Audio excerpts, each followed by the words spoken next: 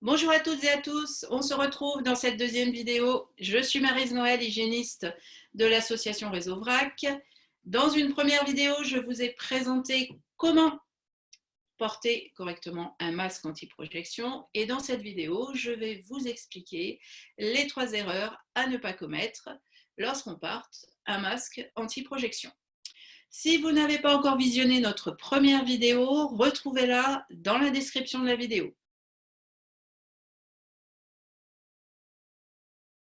Pour rappel, le masque que je vais utiliser n'est pas un masque de protection respiratoire type FFP2, mais un masque de projection en tissu, lavable, repassable et donc réutilisable.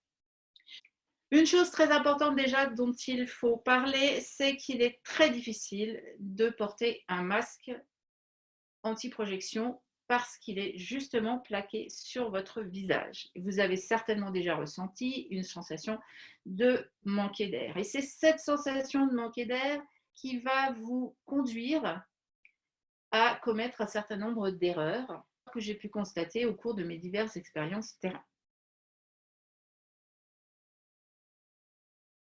La première, c'est de baisser comme ceci votre masque et de libérer votre nez afin de respirer librement et de le laisser tel quel.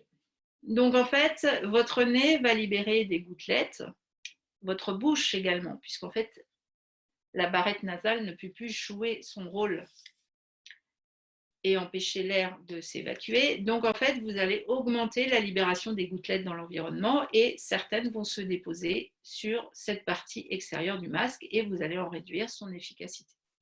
Et quand on porte ce type de masque, il faut impérativement recouvrir la bouche et le nez en ayant le menton bien couvert.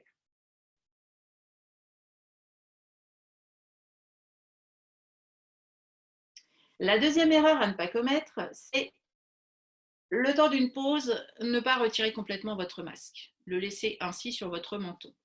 Vous allez respirer, parler, libérer des particules qui vont venir également se déposer sur l'extérieur du masque. Ce qu'il faut faire, c'est retirer complètement votre masque, l'isoler et vous pourrez partir en pause.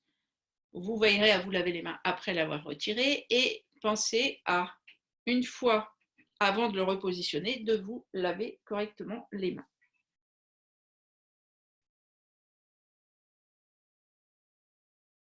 La troisième erreur fréquemment rencontrée, c'est d'écarter le masque par le milieu comme ceci et prendre une grande bouffée d'oxygène et ensuite le relâcher de nouveau sur la bouche. Lorsqu'on respire, on libère sous un masque de l'humidité qui va venir se déposer à cet endroit-là, à l'intérieur du masque. Des postillons, si vous parlez sous votre masque. Et c'est justement à cet endroit-là que vous allez écarter votre masque avec vos doigts. Vous allez en effectuant ce geste, qui, je vous le rappelle, est très fréquent chez les professionnels quand on porte ce type de masque, vous allez transférer votre salive sur vos doigts et potentiellement contaminer d'autres surfaces, que vos mains soient gantées ou non.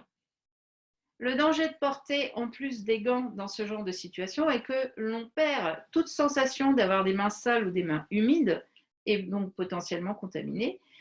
C'est une fausse sécurité de porter des gants. Donc si vous êtes porteur sain de coronavirus, c'est-à-dire asymptomatique, et que vous ne vous lavez pas les mains ou que vous ne vous retiriez pas les gants juste après avoir effectué ce geste parasite, vous allez transporter, véhiculer des doses potentiellement infectantes de ce virus sur toutes les surfaces que vous allez manipuler immédiatement après. Et sur tous les produits que vous allez mettre en rayon, sur les emballages, les conditionnements, les matériels que vous allez manipuler. De plus, en l'état actuel des connaissances sur la durée au cours de laquelle ce coronavirus peut rester infectieux sur des surfaces inertes, vous risquez probablement de propager le virus sur toutes les surfaces environnantes que vous toucherez. Ce qu'il faut faire, c'est écarter le masque par les deux bords latéraux à l'aide de vos deux mains et jamais une seule main. Donc en fait, ce qui implique que lorsque vous êtes en train de travailler, vous vous arrêtiez de travailler, vous libérez vos deux mains, vous prenez le temps de récupérer une bouffée d'air frais et vous repositionnez le masque sans avoir touché cette partie centrale. Coronavirus. Donc, j'espère que cette vidéo va vous aider à être vigilant sur l'importance du port du masque. N'hésitez pas à nous poser vos questions si des interrogations subsistent. À bientôt, bon courage et prenez soin de vous et de vos proches.